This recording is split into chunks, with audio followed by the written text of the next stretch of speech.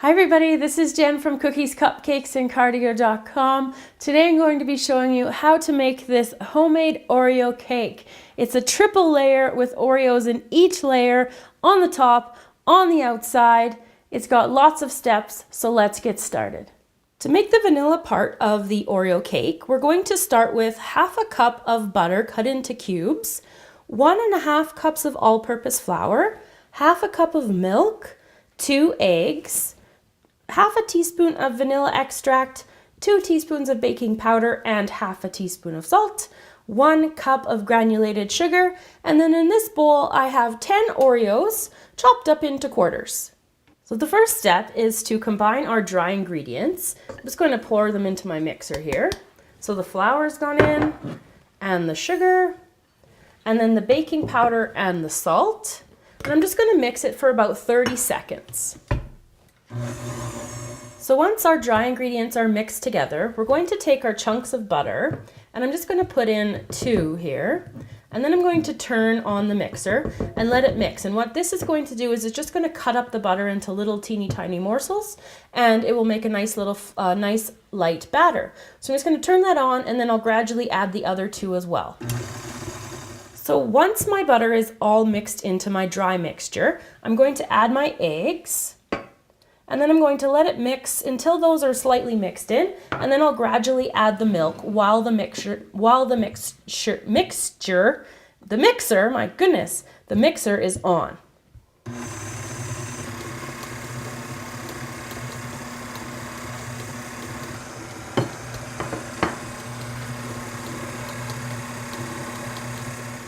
Once the vanilla cake batter has come together, we're going to add our quartered Oreos. I'm just going to stir it up just a couple rotations here. We don't want them to be too crumbled up. I want them to be nice and chunky like this.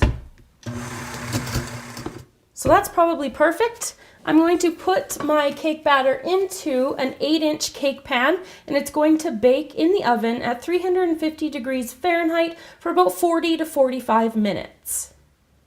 So to make the chocolate Oreo layer, we're going to start with 3/4 cup of cocoa powder, 2 cups of granulated sugar, half a cup of vegetable oil, 1 cup of buttermilk, 2 teaspoons of vanilla extract, half a cup of water, which we're going to heat up in the microwave so it's nice and hot, 2 eggs, 2 teaspoons of baking soda and 1 teaspoon of baking powder, 1 3/4 cups of all-purpose flour, and 20 Oreo cookies chopped up into quarters. So we're going to combine all of our dry ingredients first for this chocolate version. So we're putting in the sugar and the cocoa powder and the flour and the baking soda and the baking powder and the salt. So we're going to mix this for about 30 seconds until it's all combined. So once the dry stuff is mixed together, we're going to add in the eggs, and I'm going to let them stir. And then while the mixer is still mixing, I'm going to gradually add in the oil, the buttermilk, and the vanilla.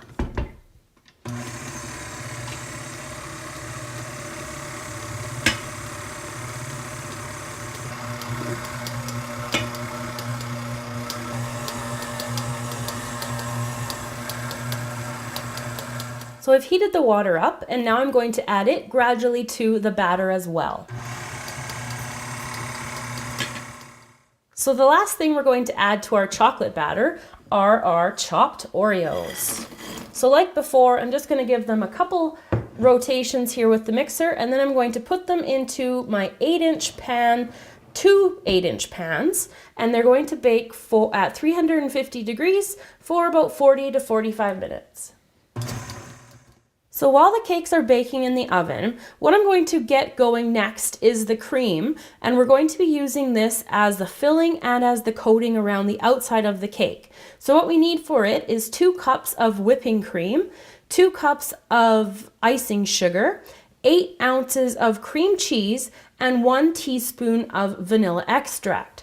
So I've got my mixer here fitted with my whisk attachment because the first thing I'm going to do is whisk my whipping cream until stiff peaks form.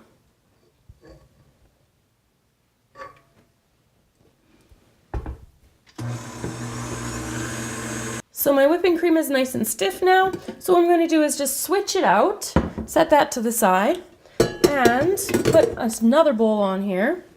And switch back to my paddle attachment, and I'm going to cream the cream cheese in here, and I'll do that till it's nice and soft.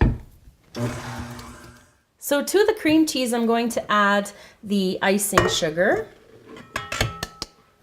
and while that's mixing I'll gradually add in the vanilla. So I'm just going to turn this on, let it mix, and then I'll be back.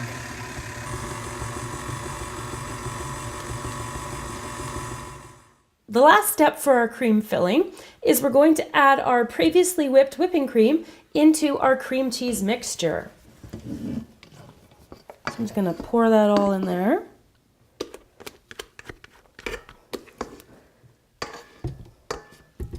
And then I'm just going to turn on the mixer really slow and really low, and then I'll just let it mix until it's all combined. So once the cakes are cooled and you have your cream filling ready, what we're going to do is in between each layer, we're just going to put about a half a cup worth of the filling into there to make it nice round, nice smooth layers. You can put as little or as much as you want, but I just want to err on the side of caution just because I want to make sure that I have enough to go around the outside of the cake. You could always make more, but it's kind of annoying. So after that one's on, I'm going to take my vanilla Oreo layer and I'm going to put that on top, line it up, there we go, and then I'm going to take again some of our cream, spread that around, and the last thing will be to top it off with the second chocolate layer. So we'll do that now and line that up. Like that. So just clean off my edges here. Now, right now, I'm going to just apply like a really thin layer, which is known as a crumb coat. And then I'm going to pop it into the freezer for about half an hour because I want it to set in order to do that final coat. The final coat will be quite thin, but I want to be able to apply it and not have any crumbs in the mixture. So I'm going to do that, just finish covering this, and then pop it into the freezer. So after I've taken the cake out of the freezer, I'm just going to apply the final coat. Like I said, it doesn't have to be very thick. You just want to hide any of the dark spots, but we're going to be covering it up with lots of cookie crumbs and some ganache on the top, so it's not really a super big deal if you've got any dark spotches.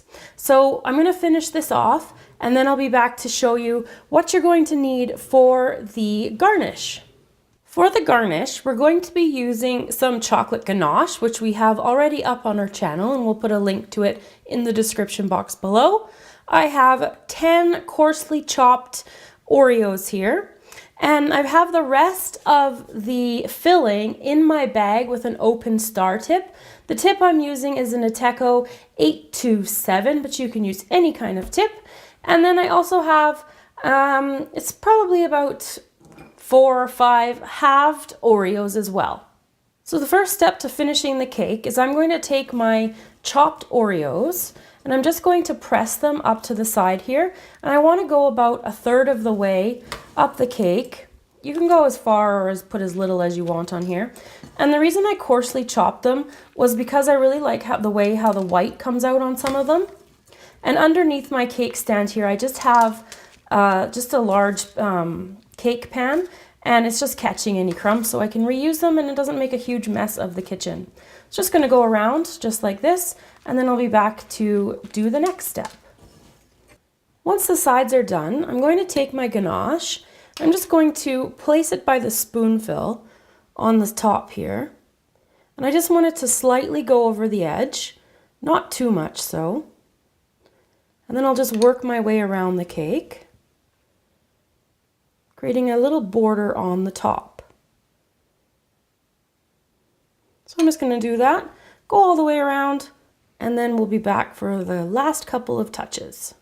To finish off the cake, I'm going to put a couple of the leftover crumbs into the center here,